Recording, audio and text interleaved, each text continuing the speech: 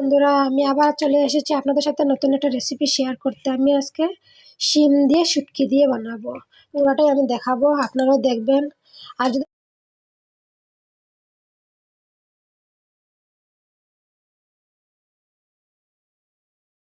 কড়াইয়ের মধ্যে তেল দিইনি, কিন্তু আমি শিমগুলো দিয়ে দিচ্ছি।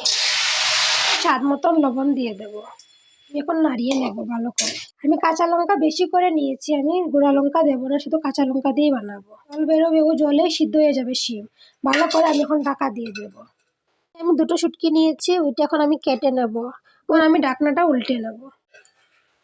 রাখা দেখতে পেয়েছো, আমার আলুগুলো সিদ্ধ হয়ে গেল। যখন আমি হলুদ গুঁড়ো দিয়ে দেবো, আমি কিন্তু নাড়িয়ে নেব। রসুনগুলো আমি দিয়ে দেবো, কারণ শুটকিগুলো এখন দিয়ে দেবো। আমি নাড়িয়ে অল্প সময় ঢাকা দিয়ে রেখে দেবো শুটকিটা সিদ্ধ হওয়ার জন্য। দেখে নে, শিম আমার ধনিয়া পাতা দিয়ে দিচ্ছি। ভালোভাবে নাড়িয়ে নেবো। এরকম শিম দিয়ে শুটকি আমি কিভাবে বানিয়েছি